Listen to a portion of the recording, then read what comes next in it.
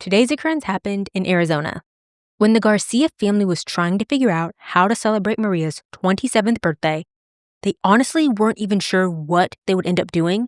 They pretty much just got in the car and drove, but once they decided, the plan seemed foolproof. 3 generations of their family were coming together for this celebration, 14 people. But when a fast-changing weather phenomenon hits the area, only a few of them would make it out alive.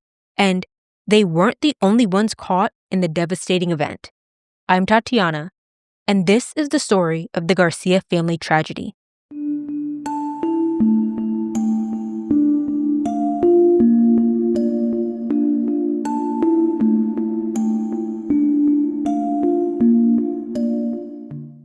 The Garcia family was a close-knit family.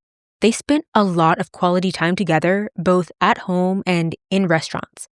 Celia Garcia was the head of the family at 57 years old, having 6 adult children who had kids of their own.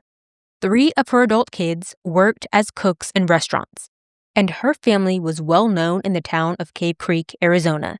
After making the area home, after Celia moved her family there from the Mexican state of Michoacan. But now the family was together for Maria's birthday. She wouldn't be turning 27 until the next day, but they wanted to celebrate on this day, July 15th, 2017. They considered going to California or even Vegas, and had actually just kind of gotten in the car and decided to go north from Phoenix, Arizona without a set destination, but with Tonto Natural Bridge State Park in mind. That morning, one of Celia's sons, Julio Garcia, who, according to reports, likes to go by Caesar, had checked the weather because it was supposed to rain all week. But Maria told him the weather would be fine that morning when they were headed out by caravan. It wasn't until they stopped at a Wendy's restaurant to use the restroom in Payson that they decided where they would go. It was a random last-minute choice, and it was closer than going to Tonto Natural Bridge like they had pretty much decided on going to. Maria called Caesar to tell him about the place they found online that looked like it would be fun. They wanted to go to a set of swimming holes near an old mill by East Verde River called Water Wheel. Water Wheel is in Tonto Natural Bridge State Park, just north of where the Wendy's they went to is at. And unlike many of the more popular swimming holes in Arizona, this one meant that they didn't have to hike for miles to get there or pay expensive permit fees. It would be easy enough to get there. All they had to do was walk from the parking lot, follow the path by the little brown ribbon marking the East Verde River, and go up to where the canyon turns 90 degrees to the right onto Ellison Creek. And it was kid-friendly, travel-wise. Mobile kids can walk by themselves, and anyone with a kid that had to be carried could get there with one hand holding the kid and the other holding a bag of snacks and food if they needed to. Walking there was hardly much water in the creek that trickled down sloping gray, smooth rocks into these two thin streams. They walked for at least a mile before the 14 Garcia family members fanned out across that slick rock slope. There were more than enough flat rocks for people to sit on and dangle their feet in the water and relax, especially on such a quiet summer day. A summer day where there were plenty of people here at the creek. There was even a little sandy beach that you could put a few chairs or blankets on to relax, and the area was shaded by tall trees. But by the end of that day, the beach wouldn't be there anymore, and it wouldn't be able to be reached or relaxed in for months. Caesar had to carry his 1-year-old daughter, Marina. Marina was the only grandchild of Celia that wasn't big enough to climb on her own near the adults across those rocks. Joining Caesar was his 28-year-old girlfriend, Estella, who goes by Abigail. She was the mother of 1-year-old Marina and their 8-year-old son, Acis Raiden. Caesar's sister, 24-year-old Maribel, brought her 2-year-old daughter, Erica, and Caesar and Maribel's 19-year-old brother, Javier, came along too. Birthday girl Maria was joined by her 27-year-old husband, Hector, who went by Miguel, and their 3 kids, 3-year-old Emily, 5-year-old Mia, and 7-year-old Daniel. One of Maria's sisters stayed home. Her name was Susanna, and she stayed home due to one of her teenage daughters being sick. Now, Susanna had 3 kids in total, the sick daughter, another teenage daughter who didn't want to go on the trip with all of those younger kids, and a 13-year-old boy named Jonathan. Jonathan decided to join the family outing to Water Wheel, so that was the only one of Susanna's kids that went on the trip. Further upstream, there was another group of people enjoying the outdoors. Brandon West had brought his dog, Lucky, and a friend named Joe along to Ellison's Creek because it was July in Arizona. It was, of course, super hot outside, and people that lived in Phoenix were used to going to these swimming holes north of the city. Brandon and Joe were two of those people. They had been at the creek for a little bit, just in and out of the water, and while they were there, Brandon's dog kept whining.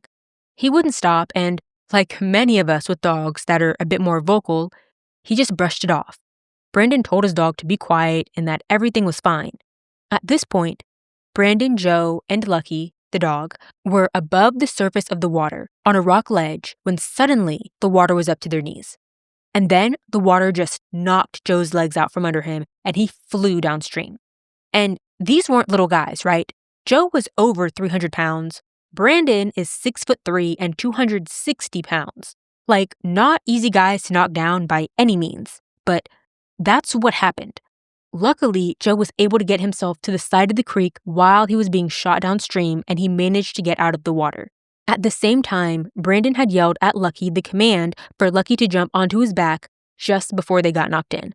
Lucky, all 75 pounds of the dog, took the brunt of what was hitting him and Brandon while they were stuck under a log that, even though it was diverting water around them, they were still getting absolutely slammed by all of the wood, timber, and debris in the river.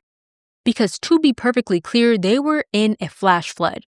But it wasn't just a rush of water making its way downstream. Water was obviously part of it, but all that could really be seen coming downstream was this black mass full of ash, rocks, logs, stumps, dirt, trees, and anything else picked up along the way. So while Joe managed to get out of the water filled with dangerous debris, Lucky is on Brandon's back getting walloped, but still managing to hang on. Brandon knew they had to get out of there, so he did try to move. But the very instant that he did, the water swept him away from the log they were latched on. And almost immediately, Brandon went underwater, and Lucky was no longer on his back, but moving beside him. Brandon got his hands back on Lucky and held onto him by the skin on his back and his harness as they went over and down 3 separate 4-foot drop waterfalls, just getting slammed with water and wood. As they moved through the water, the backpack on Brandon was filling with mud and starting to drag him backwards. And on that third waterfall, Brandon lost his grip on Lucky. It sounded like he was holding Lucky's harness and his backpack in the same grip and was trying to release the bag, but he accidentally let go of Lucky instead. But he could see Lucky's head pop right back up over the water. And after that, the only thing on Brandon's mind was how he was supposed to survive in fast water. Brandon had been on a whitewater rafting trip previously, and his friend on that trip told him what to do if he ever got swept into rushing water. Keep your feet in front of you, face first, and you're done. So that's what Brandon did. He tried his best to keep his feet in front of him, and he continued getting tossed through the muddy water until he was able to get his hands on a root. The root didn't move like everything else in the water, so he pulled on it and used it to get onto a rock while he gasped for air. The rock that he got onto was right in the middle of the rushing water, and while he was on it, he recorded a video of himself. He mentioned not being sure if he would make it out alive, and he was coughing, just trying to catch his breath.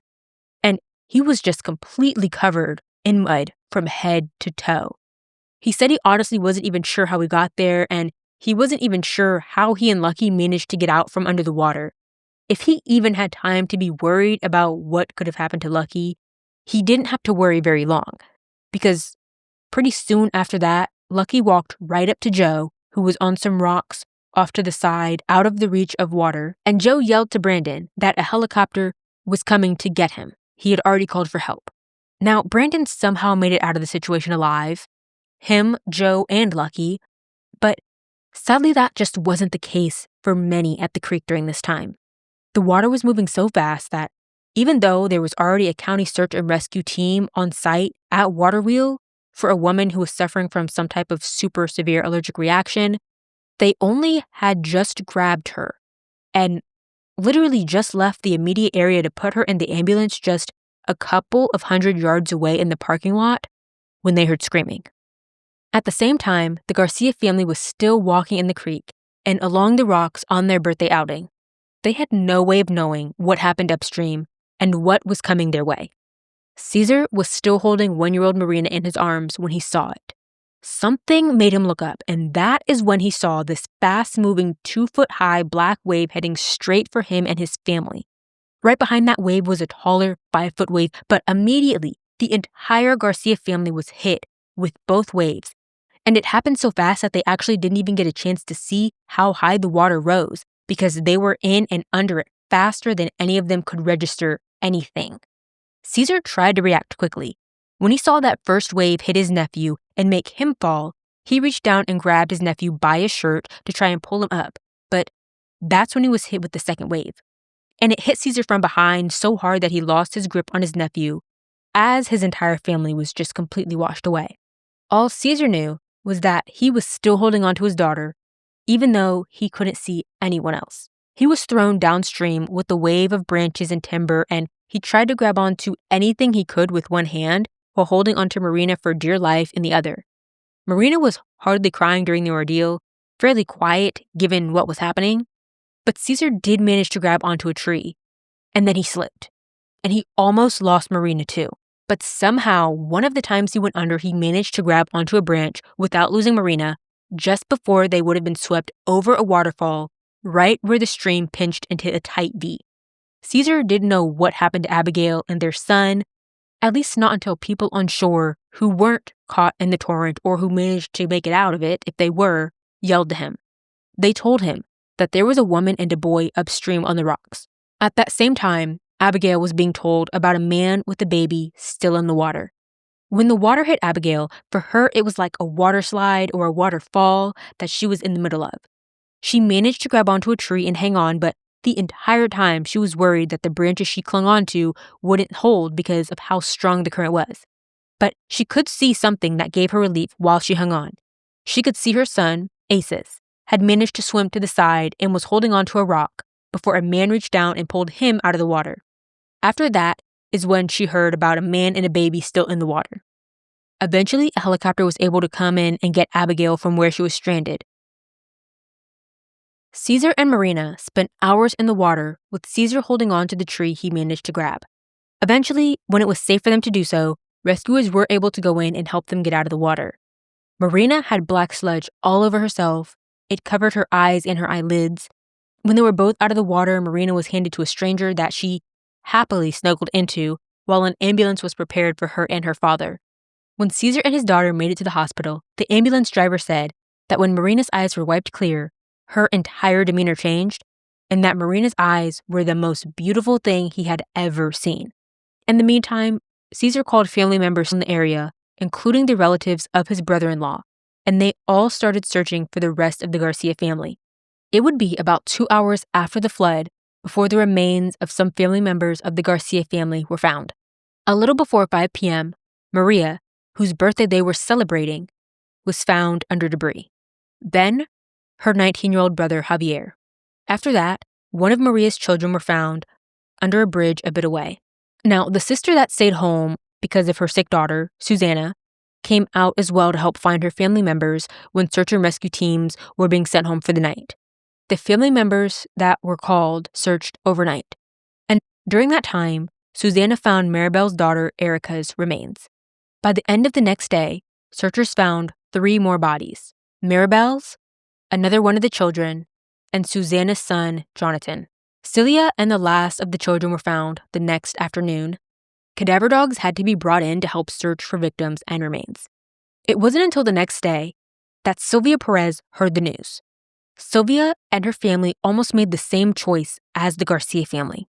She lived in the area and had heard helicopters heading for the creek the day before, but she never, ever thought to expect what she had heard happened. The day before, Sylvia and her family were planning to go to Christopher Creek at the foot of the Mogollon Rim in Payson. The Perez family was planning a birthday celebration themselves. They wanted to go on a fishing trip to celebrate Sylvia's mother's birthday, Magdalena, who lived with her husband in a small community north of Payson. But pretty soon after Sylvia left her mother's house, the 3 children who were with her in the car mentioned wanting to go swimming in the river as they passed Ellison's Creek. Hearing that, there was something that told Sylvia that it wasn't a good idea. And soon after that, she noticed that a storm nearby was getting worse. So the Perezes decided to cancel their plans and turn back to Strawberry, where Magdalena lived. On their way back, they passed several police cars rushing towards the creek. Miguel, Maria's husband, was found 4 days after everyone else, about 4 miles downriver. His remains had to be recovered using a helicopter. Since it was reported that he had to be stopped from getting in the water to find his son, I'm wondering if he ended up trying to do it anyway and was unable to get out. The remains of several family members were found in up to 10-foot high debris piles that took hours for rescuers to break apart. In order to pay for the funerals of so many of the Garcia family, friends, and those just wanting to help when they heard the tragedy tried to help the best they could. They had GoFundMe accounts set up. They had taco sales.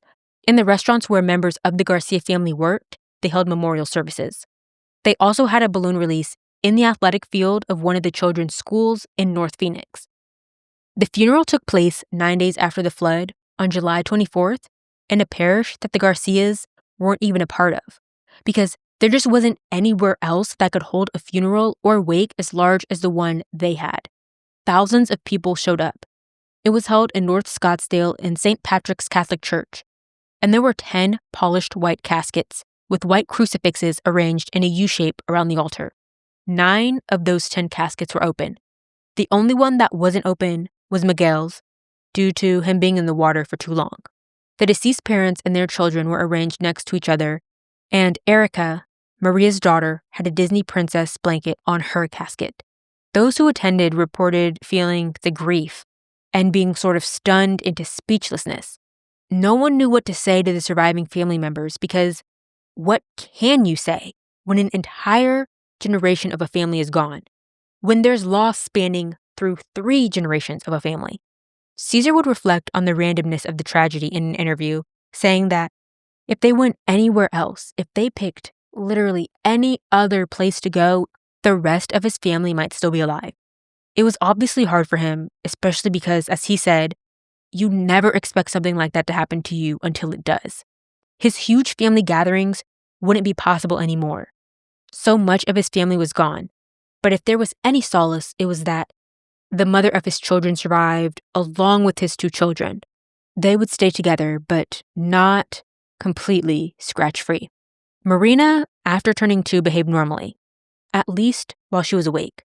She would run around and play and laugh just like any other little kid, but at night, sometimes she would wake up scared, visibly upset and shaking, yelling only one single word, agua, which is water in Spanish for anyone who doesn't know. In an interview with Brandon West, he would say that the flood felt like it was an end-of-the-world situation. He wasn't sure why he made it out, how him, his dog, and Joe survived the situation, but it made him appreciate life 100% more, and he was already someone who loved life before this terrible event.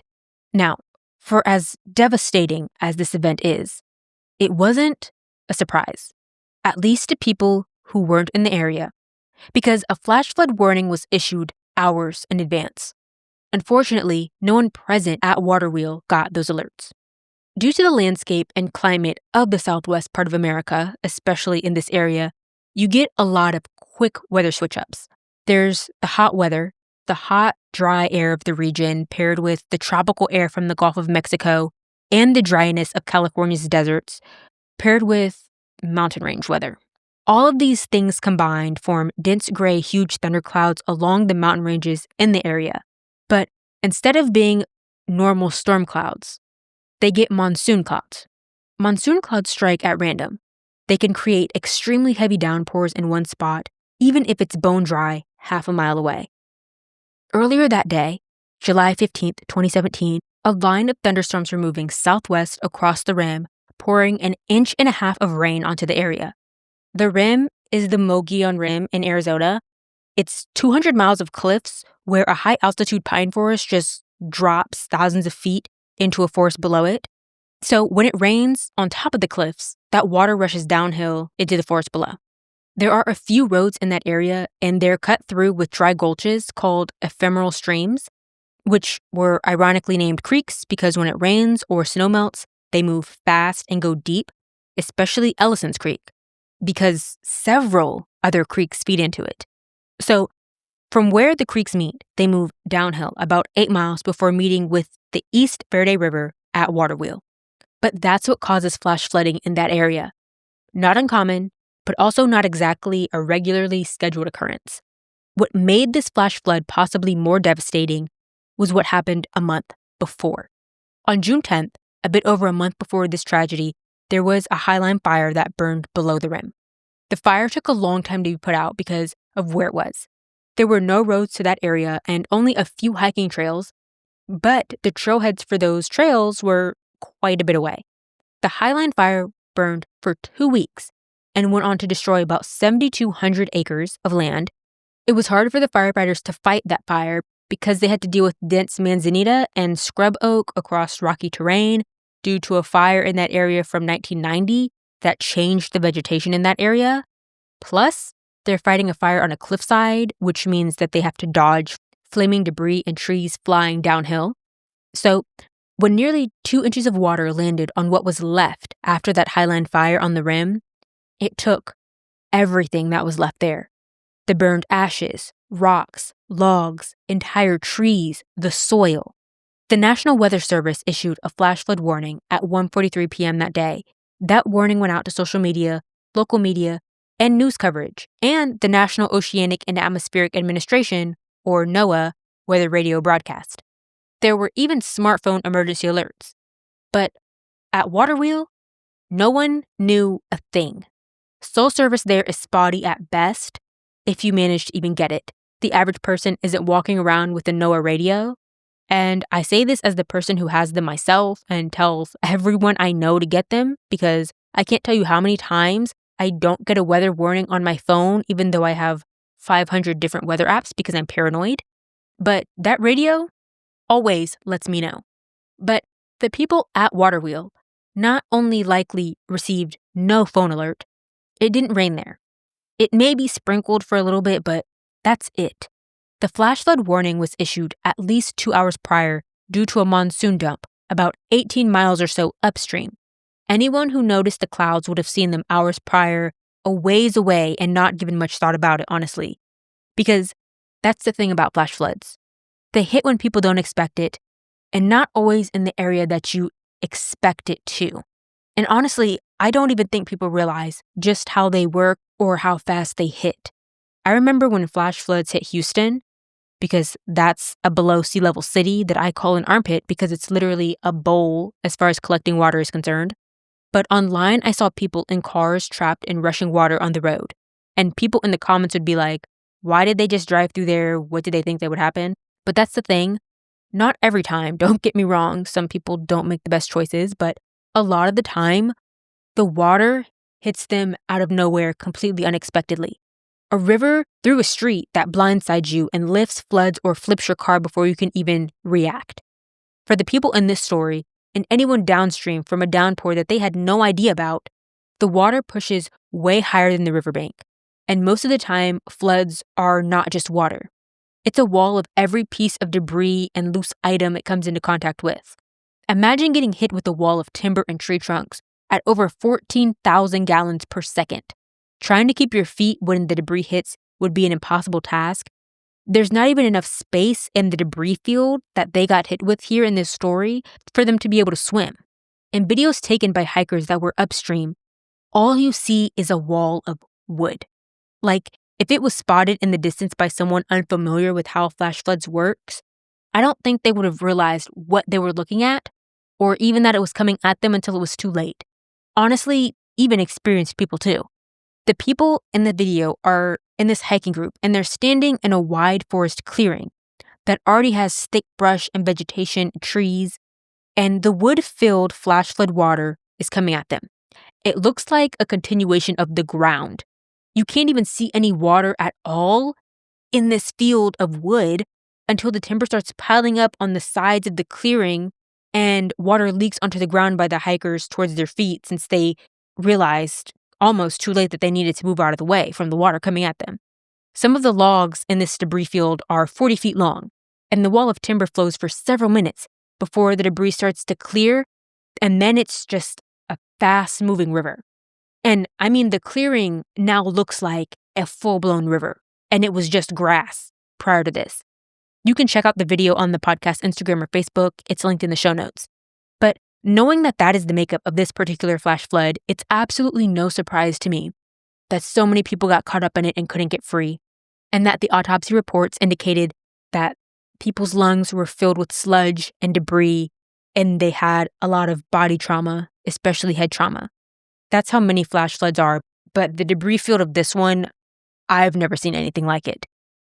According to ABC 15, a few years after this tragedy, Susana Garcia, Celia's daughter that didn't go because one of her daughters was sick, but who lost her son who did go, and obviously her mother, her siblings, nieces, nephews, and brother-in-law, filed a lawsuit against the U.S. government, and I believe Caesar joined that lawsuit as well. The remaining survivors of the family did. The lawsuit claimed negligence, wrongful death, and negligent infliction of emotional distress against the U.S. government, alleging that the deaths were foreseeable and preventable and that officials failed to warn people of the National Weather System flood alert that was issued the day of the tragedy. They also alleged that the government failed to close the recreational area to the public and alert visitors to the possibility of a flash flood that could kill them or at least severely injure them, saying that they failed to issue a flash flood warning and warn people to get out of the creek that were there, or even to close the recreational area during the monsoon season after the fire that happened the month prior. In fact, the Garcia family had to pay to park multiple cars that they drove to get there at Waterwheel on site. Now, after this happened, the Forest Service did close the area for the rest of the summer, but the judge for this case dismissed this primary claim. But they did leave the door open to a possible second claim revolving around whether charging a fee to a park alongside the creek created a liability for the government. But as far as I can tell, it seems like the family didn't file an amended lawsuit before the deadline required them to. So the court investigation into this revealed that, yes, an alert was sent out 90 minutes before the flood hit the area, but the Garcias didn't get the alert because of a lack of cell signal. Knowing this, before the lawsuit, I believe, but pretty soon after the disaster, in an interview, Susana demanded a better emergency warning system be put in place after she lost so much of her family because of this. And by the time this lawsuit was filed, years later, nothing had changed. The county sheriff's office confirmed at the time that they didn't have a siren or an air horn to warn visitors in the area of flash flooding or dangerous conditions, which Susana believes could have saved her family. A statement from the family lawyers mentioned that even though the Garcias didn't know the danger they were in, the government did, because they knew that the fires from before put the area at greater risk. According to Pace and Roundup, the Forest Service did assess flash flood danger posed by the fire the month before, and they even found 2 debris jams on Ellison's Creek and 3 or 4 other debris jams on other creeks. The assessment requested emergency stabilization funds and 2 more flash flood warning signs for a road 7 miles from Cold Springs. The Forest Service posted no flash flood warning signs at the Waterwheel site, but there was a notice on a kiosk warning people to swim at your own risk and to remain aware of changing weather conditions. The Pace and Roundup article said, a judge would find that the Forest Service had no obligation to post specific warning signs or keep people out of the Waterwheel recreation site because, despite the risk of flash floods that inevitably killed so many of the Garcia family, the judge said that the flood risk assessment done took into consideration different policies and which safety measures to expedite, including where to place flash flood hazard signs. The reports recommended that the Forest Service provide 2 additional flash flood signs at roads miles away from Waterwheel, but there was no recommendation that the Forest Service place flash flood signs at the Waterwheel site itself. And because there was no recommendation for a sign at the site itself, according to the court, it may factor into not causing the Forest Service to be liable for this accident. The judge mentioned that the U.S. government has sovereign immunity from lawsuits, minus a few narrow exceptions. The Garcias, of course, argued that their situation falls into those exceptions, their first claim being that if the law required warning signs, or if it left it up to the Forest Service to exercise their own discretion based on a variety of factors. The court ruled that the law covering the posting of warning signs used the word should instead of must. So, because of that wording, the Forest Service could make their own judgment and could not be liable if its judgment was wrong. The relevant section of law referenced for that decision by the judge said, quote, "The flash flood hazard site sign or poster should be posted at all developed recreation sites that the Forest Service has determined are vulnerable to flash flooding. Hydrologists and recreation managers should advise on the need for flash flood hazard site signs or posters. Flash flood hazard signs or posters should be posted on information boards and or at other prominent locations so that the signs are seen by all visitors." End quote. The court said that the law, quote, "does not mention that coordination to implement new signs or posters is mandatory in any way. Indeed, this paragraph implies that coordination to develop new signs is a discretionary process that only needs to be done when presented with specific situations or hazards." End quote. The judge based their determination on precedents from other cases as well, including one where a branch fell on a guy's tent and crushed his foot on a Forest Service campground.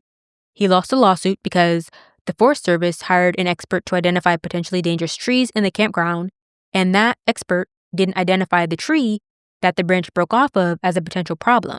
So the court found that that lawsuit wasn't sound. Another case that set precedent was a woman who sued the government after finding out her property was contaminated by hazardous chemicals released from a nearby military facility. The woman claimed that the government failed to shut down the facility properly, control the release of the chemicals, and did nothing to deal with the contaminated hotspot in 13 years.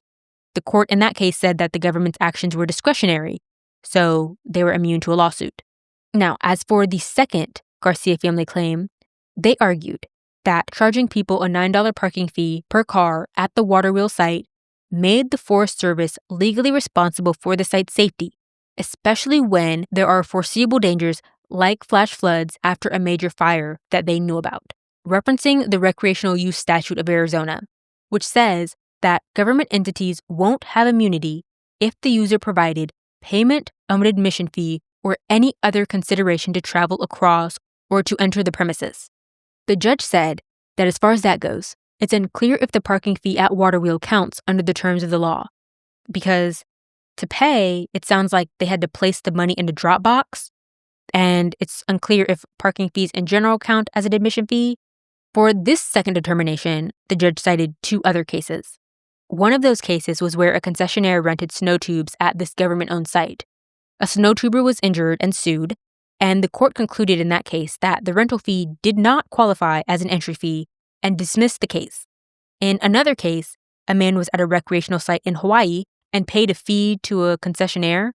The guy was injured, and the court in that case also didn't count that as an entry fee. So in both of those cases, the lawsuits were dismissed.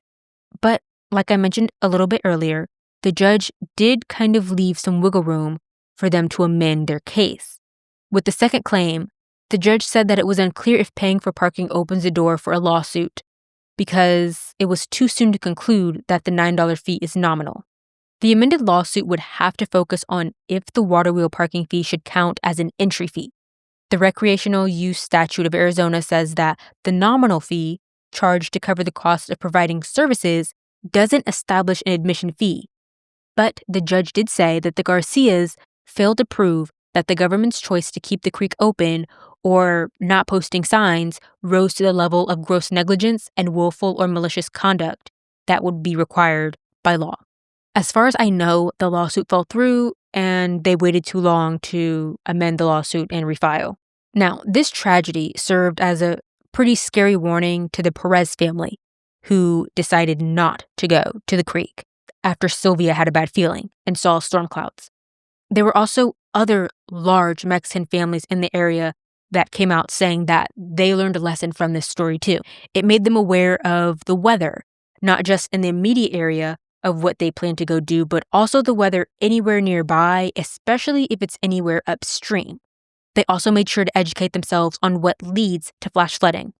Flash floods are the most dangerous kinds of floods because it's the power and destruction of a normal flood, plus it's ridiculously fast. According to several government weather agencies, anytime the rainfall exceeds the ground's ability to absorb it, a flash flood can happen. Densely populated areas are at high risk too. Runoff from buildings, highways, parking lots, driveways, etc., they all reduce the amount of rain that the ground is able to absorb. Towns and cities near streams are at higher risk. Sometimes those waterways are rooted underground, into storm drains, and they can overwhelm those systems, especially if debris plugs them.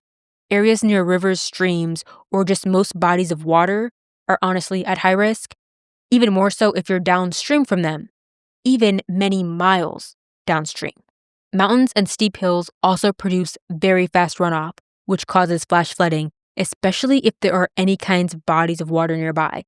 For my camping people, since those are usually near bodies of water or near mountains or hills, always be very cautious and alert if you're going to camp or stay near bodies of water and there are storms in the area, even if those storms are going to be miles away.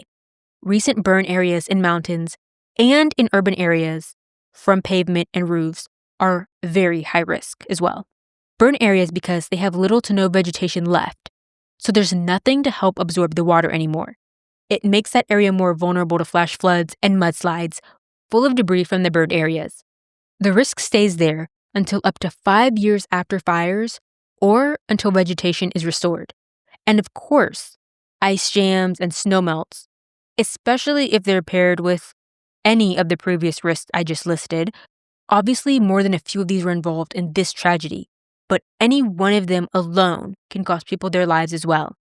And they still do, especially in Arizona during monsoon season from mid-June to the end of September, because not many people that aren't from the area are aware about that side of Arizona's weather. Most people think of Arizona and think desert, hot, heat, but that area is prone to flooding too. And if you're going to be anywhere near an area prone to flash flooding, it's best to bring a NOAA weather radio with you just in case your phone doesn't get alerts in time or at all. And remember, if you're near a creek and hear rumbling, it's advised that you get away from the creek and get to high ground so you can protect yourself and you don't get caught up in a flood. Be cautious of lightning though. Stay safe and see you on Thursday.